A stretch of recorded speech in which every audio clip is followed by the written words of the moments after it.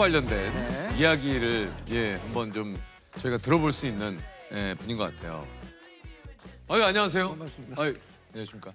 반갑습니다. 안녕하세요. 반갑습니다. 네. 교수님 행복하시죠? 지금 많이 피곤해 보이시는데. 지금 행복에 관해서 지금 얘기하셔야 되는데 지금 교수님 많이 피곤해 보이시는데. 이 정도면 엄청 행복합니다.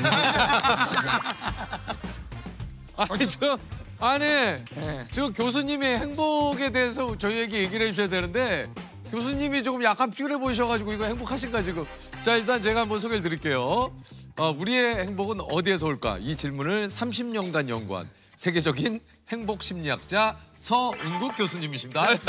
반갑습니다, 교수님. 교수님 소개 좀 해주세요. 저는 연세대학교 심리학과에서 말씀해 주신 대로 행복이라고 하는 것을 아주 오랫동안 공부한 사람이에요. 제 첫인상 가지고는 맞추기 되게 어려우실 텐데 어쨌든 저 반평생 행복이라고 하는 주제를 가지고 공부를 했습니다. 아, 그렇습니까? 아니 이게 이제 뭔가 사실 행복을 오랫동안 연구하신다고 하면은 왠지 저희 그 선입견일 수 있어요. 뭔가 환한 미소, 긍정적인 에너지, 그리고 의상도 지금보다는 훨씬 밝은 뭔가 이런 느낌. 저희가 그려는 이미지가 있는데 교수님이 원래 재미는 반전이 있어요. 그래서 재미는 있어요. 아니 그거는 확실해. 아니 좀 여러 분야 중에 행복에 이렇게 관심을 갖게 된 계기가 있으십니까, 교수님은? 계기라기보다는 타이밍이에요. 제가 이 심리학에서도요. 이 행복이라고 하는 주제가 의외로 거기에 대한 연구를 시작한 지가 그렇게 오래되지 않아요. 심리학이라고 하는 분야는 오랜 시간 동안 주로 인간의 부정적인 경험에 초점을 뒀어요. 불안, 스트레스 이런 거를 어떻게 없앨 수 있을까? 심리학자들도 많은 일반인과 마찬가지로 뭔가 잘못된 가정을 가지고 있었는데 그게 뭐였냐면 행복은 별게 아니라 인간의 이런 불행한 상태가 없어지면 보너스처럼 생기는 거야. 이렇게 생각을 했어요. 근데 잠깐만요. 손을 들고 이게 지금 우리가 좀 잘못됐다라는 것을 주장하신 분이 이제 에드 디너라고 하는 분이신데 쉽게 비유를 하자면 이런 겁니다. 에어컨이 이런 더운 여름날 우리의 온도를 낮춰주고 시원하게 해주잖아요. 그런데 겨울에 추울 때 따뜻해지고 싶은데 에어컨을 끈다고 따뜻해지질 않잖아요. 에어컨이 아니라 겨울에 필요한 것은 난방기구예요. 그렇죠. 열을 올리는 것과 식히는 것은 다른 기제인데 우린 그게 같다라고 생각했어요. 그래서 행복은 걱정이 없고 불행하지 않은 것이 아니라 즐거움, 유무가 중요한 것이지 걱정이 없고 스트레스가 없는 건 이게 행복이라고 보기엔 좀 불충분해요. 그러니까 불행을 없앤다고 행복이 커지는 것이 아니고 조금 관련이 있지만 근본적인 지금 근본적인 포인트가 아니에요. 아니다. 예. 누구나 하루하루 좀 행복하게 살고 싶어. 그냥 평범하게 행복하게. 늘상 우리가 말을 하지만 도대체 어떻게 해야 행복한 삶을 살 수 있을지 한번 교수님께 한번 여쭤보도록 하겠습니다. 그런 사람마다 그 답은 다 다르다고 생각해요. 그죠. 같을 수 없죠. 그럼 핵심은 뭐냐면 우리가 주관적으로 내 개인적으로 느끼는 신체적, 정신적 즐거움의 합이에요. 내가 그걸 어디서 무엇을 하면서 느끼던 간에 이것이 자주 느끼는 사람이 행복한 사람이고 그렇지 않은 사람은 상대적으로 좀 덜 행복한 사람이죠. 행복의 조셉은 행복이 뭐라고 생각하세요? 저는 요즘에 제가 많이 스스로에게 던지는 메시지가 마음먹기 나름이라고 항상 생각을 하기 때문에 내 스스로가 행복하다고 선언을 해야 행복하다라고 저는 좀 생각을 하는 편입니다. 맞는 얘기예요. 마음먹기 나름이다. 근데 마음먹기 나름인 것도 있는데 또 원론적으로 생각하면은 꼭 그렇지만은 않아요. 조세님은 이 탁자를 보고 막 지금 너무 해피하세요? 사실 이걸 보고 해피하진 않고 교수님 보고 해피해. 그건 당연한 거고 어쨌든 교수님 보고 갑자기 막 너무 신이 나가지고 저는. 근데 우리가 극단적으로 얘기 좀 몰아갑시다. 행복이 마음먹기에 따라서 달라지면 난 행복해지고 싶어. 난 이 탁자 보고 행복해. 이래야 돼요. 그런데 뇌가 탁자를 보고 시계줄을 보고 막 해피한 뇌는 고장난대요. 뇌는 그렇겠네. 무슨 뜻이냐면 변별력 없이 아무 때나 감정을 느끼는 것은 또 내 마음이 마음대로 통제되는 감정을 가지고 있는 것은 감정 시스템이 고장나는 거예요. 그래서 불안할 땐 불안을 해야 되고 그건 느껴야 되는 거다 내가. 심지어 우울함도 우울할 때 느껴야 돼. 끊임없이 내가 그냥 난 행복해 한다고 행복해지는 게 아니다. 행복은 감정적인 거고 어떤 감정적인 경험은 우리의 의지 같은 것으로 탁탁 만들어지는 게 아니에요. 우리 어떤 뇌가 어떤 필요에 의해서 적절한 상황에서 적절한 감정을 만들어야 돼요. 가령 위험한 상황에서는 어떤 감정을 느껴야 될까요? 공포심을 느껴야 돼요. 그렇죠. 악어를 보면 공포심이 있어야 돼. 근데 잘못된 감정을 느끼면 악어를 봤는데 너무 귀여워. 이렇게 하면 어떻게 될까요? 왜 그런 사람이 지금 없을까요? 악어 배 안에 있어요, 다. 악어한테 잡혀먹어가지고. 다시 말하면 적절한 상황에서 감정이 탁탁 켜지는 게 중요해요. 이 감정을 주관하는 이 뇌라고 하는 친구는 우리 입장에서 보면 좀 아쉽지만 우리를 행복하게 만들어주는데 일말에 관심이 없어요. 그것을 위해서 디자인이 된 게 아니라 이런 생존과 이런 것의 확률을 높이도록 이 뇌가 돌아가요. 그러니까 마음먹기에 따라 달아. 그러니까 내 스스로 의지를 다지고 뭔가 이 상황을 내 스스로 극복하기 위한 원동력이 될 수는 있으나 그렇죠. 그러나 그렇죠. 이것을 현실을 부정하고 그렇죠. 모든 걸 다 긍정적으로 그렇진 할 수 않아요. 있어. 아닌 거 봐요. 그렇진 않아요. 이런 것이 좀 필요하다라는 얘기신 것 같아요. 행복감을 느끼는 그 개인차들이 좀 있습니까? 있죠. 아주 큽니다. 그런 게 어떤 선천적인 기질이 우선은 굉장히 중요해요. 그래서 뭐 근데 지금 행복한 사람의 개인차 이런 질문을 하셨잖아요. 네. 그랬을 때는 이런 대표적으로 나오는 특성이 외향성이라고 하는 성격 기질이 행복과 확실히 관련이 있다라는 것이 한 연구가 아니라 수백 수천 편의 논문에서 반복적으로 나와요. 외향적인 분들. 네네. 이 행복감은 언제 켜지느냐? 인간에게 제일 중요했던 자원이 등장했을 때 생존. 그거는 인간에게는 다른 사람이었거든요. 그랬을 때 사람을 만날 때 잘하고 있어 알려주기 위해서 이 전구가 켜져요. 그러면 세상에 가장 뭐랄까요? 바보 같은 질문이 뭐냐면 어떤 성격이 좋습니까예요. 왜냐하면 성격이 다 있는 거는 각자 그 성격의 특성에 쓰임새가 있어요. 상황에 따라서. 수저가 귀한 걸까요? 젓가락이 귀한 걸까요? 그러니까 두 개의 쓰임으로 보았을 때 그래서 그렇게 객관식으로 묻는 것 자체가 우문이에요.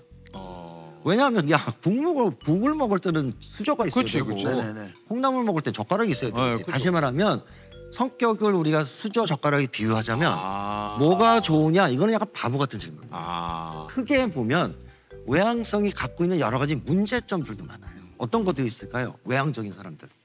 금방 지칠 때도 지칠 때도 있고 네.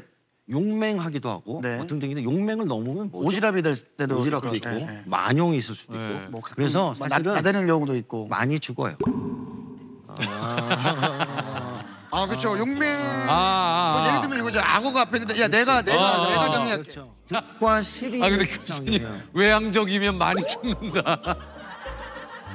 저 굉장히 그러니까 저 굉장히 이것도 외향적인데. 너무 오해는 없으시기 바랍니다. 아니, 이제 설명을 그러니까 하자면. 설명을 하다 보니 아니 딱 생각나는 케이스가 뭐예요? 영국의 마우리스 윌슨이라고 하는 탐험가가 있었습니다. 전혀 등산 경험이 없어요. 에베레스트를 정복한다는 게 너무 좀 말이 안 되죠. 말이 안 되죠. 네. 아주 외향적이고 낙관적인 사람이에요. 그래서 이 양반이 무슨 계획을 세웠느냐? 내가 경비행기를 사서 그 비행기를 타고 가고 에베레스트 중턱쯤에 추락을 시킨 다음에 나머지로 올라가겠다. 기가 막히죠? 너무 무모하죠. 와, 약간 허무맹랑한 네. 얘기. 슈퍼 외향성. 네. 죽었어요. 외향적이지 않으면 뭔가 문제가 맞아. 그건 아니다. 맞아. 그런 스트레스를 느낄 필요가 전혀 없다라는 말씀을 드리기 위해서 장황한 얘기를 했던 맞아요. 거예요. 그래서 저희가 질문이 그다음에 이제 그러면 내향적인 분들, 집에 있길 좋아하는 분들은 덜 행복한 건가? 이런 질문을 또 저희가 이제 드리는 거죠. 그래서 평균적으로. 그래서 네. 내향적인 사람은 사실은 외향적인 사람이랑 똑같아요. 그래서 내향적인 사람은 혼자서 뭐 거울 앞에서 시집 읽을 때 제일 행복하다. 전혀 그렇지 않아요. 최근 연구를 보면 흥미롭게도 나 혼자 할 때 있는 즐거움이 누구와 할 때 뭔가 증가하는 폭의 정도가 내향적인 사람일수록 더 커요. 누구랑 뭘 할. 다시 말하면 어쩌면 외향적인 사람보다 사람이랑 뭔가 즐거움을 교류하는 것을 더 뭐랄까 만끽하는 거는 내향적인 사람. 근데 이게 특이하네. 왜냐면 또 요즘 그런 얘기 하시는 분 많잖아요. 난 혼자 있을 때가 제일 좋아. 혼자 있을 때가 제일 행복해. 아무것도 신경 안 써도 되잖아. 예를 들면 이런 얘기 좀 많이 하시거든요. 내향적인 사람의 특성이 자꾸 나오는 것 중에 하나가 이 잠재적인 부정적인 부분을 너무 과도하게 예상을 해요. 이거 새로운 모임에 가면 어색함도 있잖아요. 맞아요. 근데 그 부분이 막상 가면 별거 아니야. 맞아요. 그죠? 막상 가면은 또 잘 있어. 인간에게 제일 재미난 자극이 뭐냐면 다른 인간이에요. 그래서 외향적인 분들은 이 약간 결핍된 자극의 양을 채우기 위해서 가장 주변에 있는 재미난 자극인 사람을 계속 찾는 거예요. 외향적인 친구가 뭐 밥 먹자 잘 있니 그러면 너무 고마워하지 마세요. 왜냐하면 나를 꼭 좋아해서가 아니라 이용당하는 거예요. 자기의 어떤 자극 하마 같은 것이 외향적인 사람인데 어쨌든 그러니까 교수님이 얘기하시는 의도는 뭔지 알겠까? 이용이라는 표현이 좀 자극적으로 좀 들리긴 하지만 그러니까 그만큼 그 사람도 그 사람입니다만 내가 어떤 요 하는 데 있어서 그 사람과의 어떤 요 시간이 좀 필요할 때도 있다. 맞습니다. 이게 이제 매년 유엔에서 발표하는 세계 행복 보고서라는 게 있어요. 올해 143개국 국가 중에 핀란드가 7년 연속 1위, 2위는 덴마크고 3위가 아이슬란드. 한국은 52위를 기록을 했다고 하는데 왜일까요? 이렇게 그 핀란드 국민 여러분들이 이렇게 느끼는 행복감이 높은 이유가. 이 지금 말씀하신 핀란드나 덴마크나 이런 국가들이 스칸디나비아 북쪽 국가들이잖아요. 그렇죠. 가장 두드러지게 나타나는 것 특성 중에 하나가 이런 국가들이 전 세계에서 가장 개인주의적인 철학이 어떤 강한 나라예요.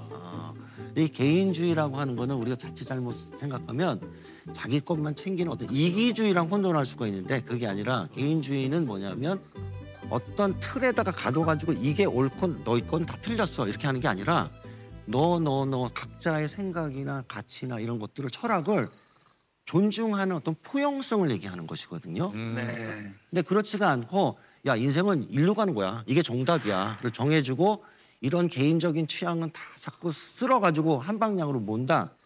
너무 지배하는 사회에서는 자유도가 있기가 좀 어렵고 그러면서 집단주의적 가치가 조금 너무 과한 지역이 한국, 일본, 싱가포르 같은 지역이에요. 그래서 이 지역들의 공통점이 행복감은 좀 낮은 국가들이에요. 맞아요. 이게 그러니까 대를 위해 소를 희생한다. 맞아요. 이게 우리가 지금까지 좀 배워왔고 많이 들었던 사실 이야기들이. 틈이 날 때마다 그 스칸디나비아 분들에게 던진 질문이 있어요. 뭐예요? 뭐냐면 당신들은 일상에서 제일 비호감으로 생각하는 사람은 어떤 사람이냐? 궁금하네요. 그죠? 그랬을 때 다른 사람의 삶을 평가하는 사람. 당신이나 잘 살고 어떻게 그걸 감히 평가하느냐? 뭐가 좋고 나쁘다가 다 그냥 틀릴 뿐이지 그걸 평가할 일이 아니야. 그런데 어떻게 생각하면 이런 집단주의적 사회에서는 늘상 평가를 받는. 늘 평가를 받죠. 평가받는 거 문제가 아니라 나도 모르게 계속해요. 사회 비교. 이게 행복을 갉아먹는 대표적인 경험이에요. 그죠? 한국 사회도 그렇고 그죠? 그런데 그렇죠. 어쩌면 안타깝게도 우리 한국 사회 같은 현실에서는 뭔가 약간 교과서적인 그림이 있어요. 행복하기 위해서는 이러이러한 것들을 갖춰야 되고 저런 거는 그 약간 행복이라고 보기 어렵다. 근데 이런 어떤 논리에 휘말리기 시작하면 행복해지기가 굉장히 어렵습니다. 또 이런 연구도 있습니다. 애당초 어떤 사람들이 SNS를 많이 하느냐 행복감이 낮은 사람들이 SNS를 많이 해요. 그래서 어떤 그 결핍을 몇 개 뭐 이런 걸 가지고 자꾸 채우려고 하는데 그게 나쁜 건 아닌데 그런 것에서 임시 처방일 수는 있어도 장기적으로는 권장되는 나쁜 것은 아닌 것 같아요. 그렇다면 일상에서의 우리가 행복감을 좀 이렇게 높이기 위한 그러니까 방법은 좀 뭐가 있을까요? 뭐 적절한지 모르겠습니다만 생각한 비유가 행복 압정을 만약에 일상에 깔아놔야 돼요. 무슨 소리냐면 우리 집에다가 압정을 한 박스 깔아놨다고 찔릴 확률이 높죠. 그럼요. 가족들이 비명 소리가 맨날 들릴 거 아니에요. 그거는 비명을 지르려고 해서가 아니라 그냥 자연스러운 반응이잖아요. 그랬을 때 비명이 아니라 어떤 즐거움을 유발하는 압정과 같은 것들을 많이 발견을 해서 일상에 깔아놓는 게 굉장히 중요해요. 그 압정 중에 제일 중요한 거는 사람이에요. 좋은 사람. 사람과의 미묘한 관계인데 최근 연구들을 보면 의외로 우리가 절친이나 이런 사람들은 아니지만 일상에서 마주치는 전철에서 보고 편의점에서 가면 맨날 보는 종업원 이런 분들과의 미묘한 어떤 사회적 경험의 합이 그 사람의 행복감에 굉장히 중요한 영향을 준다는 게 요새 논문들이 막 쏟아져 나와요. 있어요. 제가 행복은 즐거움의 강도가 아니라 빈도다. 특히 한국 사회는 우리는 어릴 때부터 너무 인생이 뭔가 좋은 일이 있으면 바뀌는 인생의 한 방이라고 생각하는 것 같아요. 인생은 어떤 한 컷 사진이 아니에요. 장원 급제하는 날 그 화려함이 인생을 정의하는 게 아니라 그 이후의 수많은 날들의 누적 이런 것들이 이제 굉장히 중요한데 얼마나 자주 즐거움 같은 것들을 느끼느냐라는 빈도가 훨씬 행복에 있어서는 중요해요. 결국 나에게 즐거움을 주고 의미가 있는 게 뭐냐를 발견하는 것이 자기에게 줄 수 있는 굉장히 중요한 자산이자 선물이에요.